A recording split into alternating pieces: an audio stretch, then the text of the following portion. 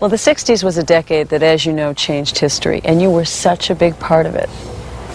How do you feel being a part of that decade? We were just doing what came naturally. There was no plan. You know, we didn't plan on making any money. There wasn't any to be made, as far as we knew. We weren't planning on being stars. We weren't planning on having success. We were playing mostly to get the attention of girls, but largely because we just really couldn't do anything else. We loved the music and we wanted to play. Well, that was such an incredible time for you because you get together, your first album, a major hit. How did you handle the success at that time, in a time when, as you said... Badly.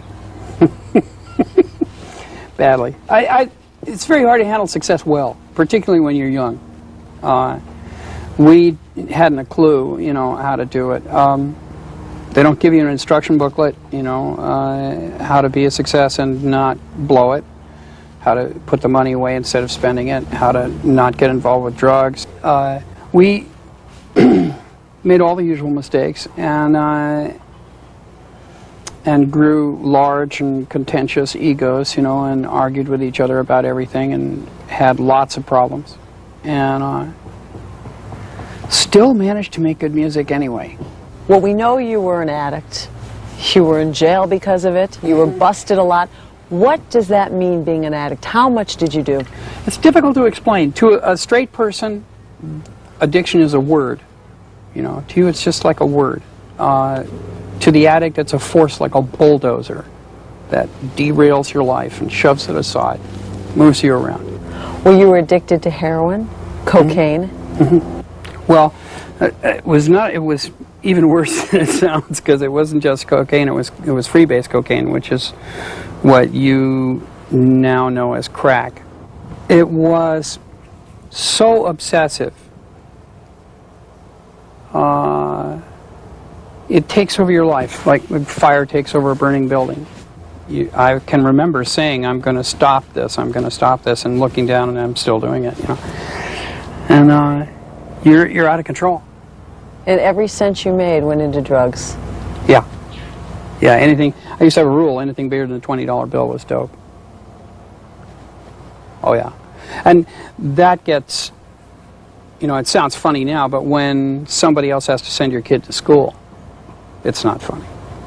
How did you have a long-term goal to think you were going to survive this? I didn't think I was going to survive. So you were just waiting to die? Yes. I had already given up. After the first, you know, 5-6 times that you try with all your might to get free from the thing, and you just fail miserably, you know, you get so discouraged that you kind of say, well, okay, so I'm going to die, so, you know, so who cares? And you were going to accept that? Didn't know what else to do. Couldn't quit. Couldn't make myself quit. I was helpless, you know. And I love the baffled expression on your face, because that's really how it is for straight people. At a certain point in the conversation, you want to say, well, why didn't you stop? You know? And that feeling happens to everybody who's straight who watches one of us go down the tubes. But the dope has its own power. And when you are addicted, you're out of control. And not only to go through the painful experience of being an addict and knowing that you couldn't get off, but to survive prison, solitary confinement, that must have been sheer hell. It's really as bad as you could imagine, and maybe worse. You know, you live in a box, steel box with bars, and you are a prisoner.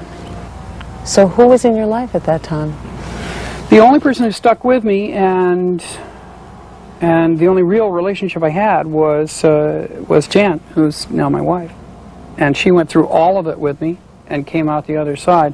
And there's no explanation for it other than that we're just desperately in love with each other. You got her into drugs? Yeah.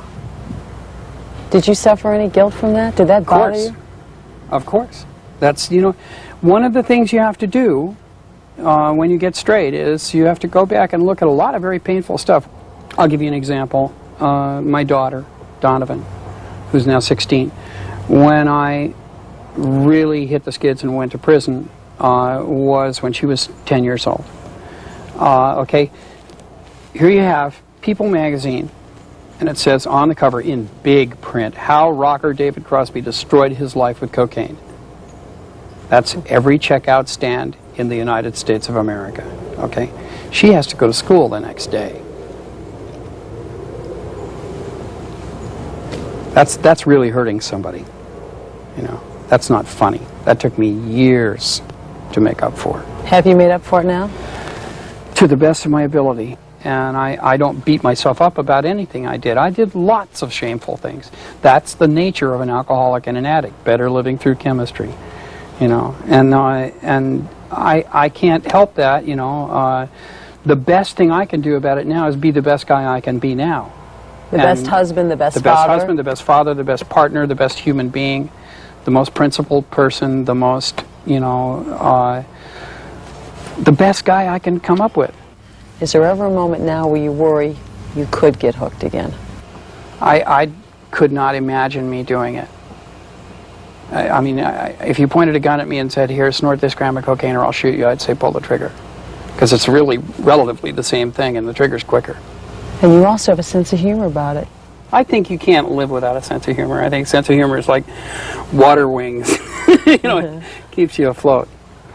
But you do seem really happy. I am. I'm tremendously happy. I mean, God, you know, to go from being almost dead to being a you know, a functioning guy with a lovely family and lots of work to do. I've spent enough time. I spent 10 years in, you know, hiding in a closet with a freebase pipe. I don't have time to be unhappy. You're working on this solo album. Are there any particular verses in there that really sum up what your life has been all about? There's a song that I wrote recently called "1,000 Roads," and the last verse of it is, "There's 1,000 roads up this mountain. You can get lost in a minute if you try." And maybe it's enough that I'm just smiling today and looking you this close in the eye.